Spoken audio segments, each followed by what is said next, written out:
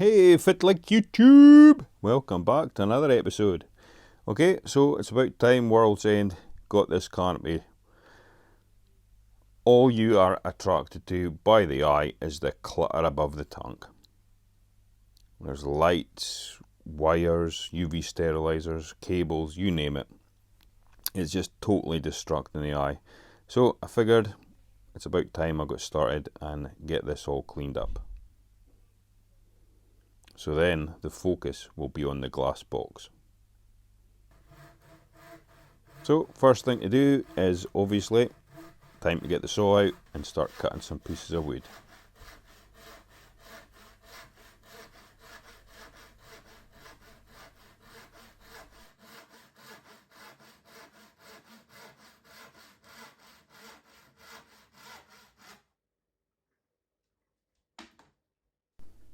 Okay, so my flipping phone died and I thought it was recording, however it wasn't. Anyway, the magic that be it's just miraculously done now. So I've got one more piece to do and that'll be it. Right, that's the canopy completely finished. I've removed all the blue protective film and it's looking really good.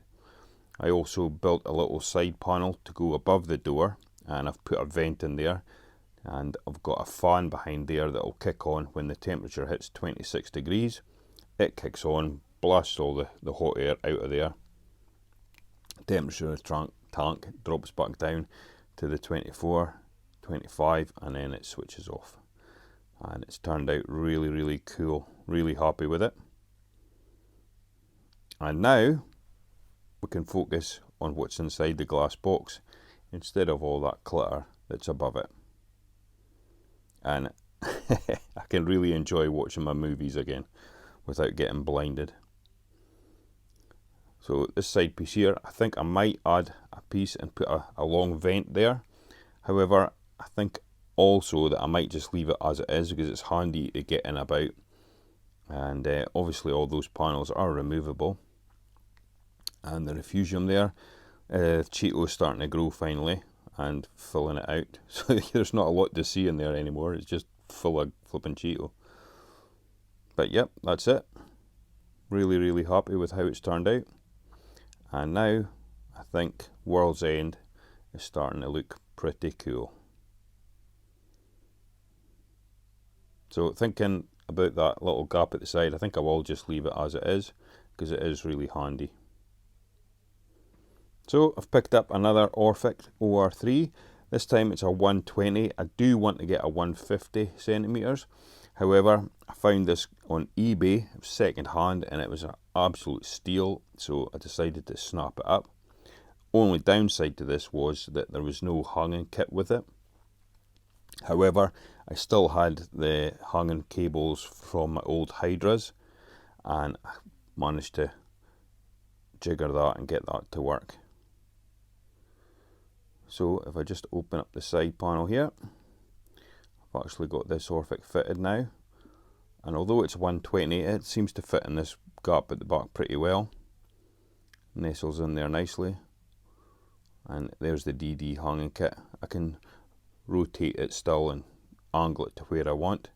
But yep, it's worked out fine and it totally lights up the nice Aaarrgghh pop at the back of the tank as well.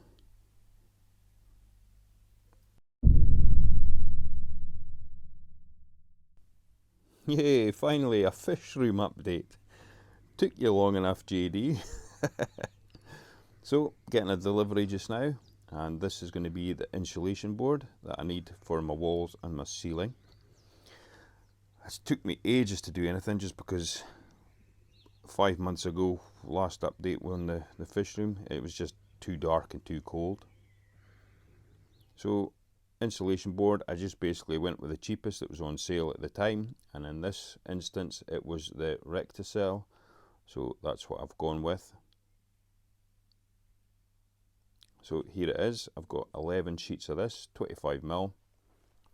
This is the perfect thickness for my walls. I don't want to, I could have went like 50mm, but I just didn't really want to because I'm going to be putting ply on there as well, so I don't want to narrow the space that I've got. And looking in the shed, it's not been touched for 5 months. It's just basically been a dumping ground, and what a bloody mess.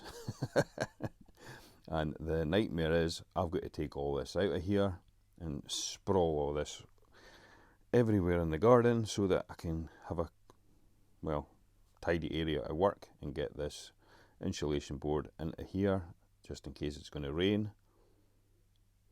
So I've cleared the space, but while I did that, I thought I'd take the opportunity to paint all this metalwork around the base just to protect it should I cause any spills or spill salt water or anything on it. I'm just using the black Hammerite paint, and I've just been working my way around this, painting it all up.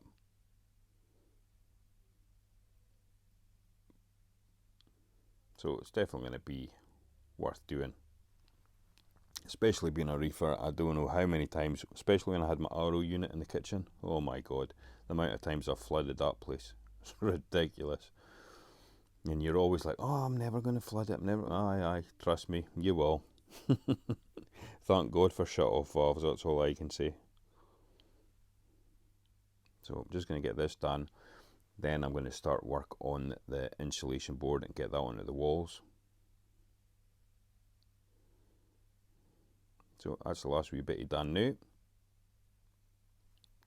The floor, I am going to put a liquid damp-proof membrane on it, but I want to get this onto the walls first, because the sooner I get all this done, the sooner I can get everything back into the fish room, instead of the garden looking like a dumping ground. So, yep, let's go get this started.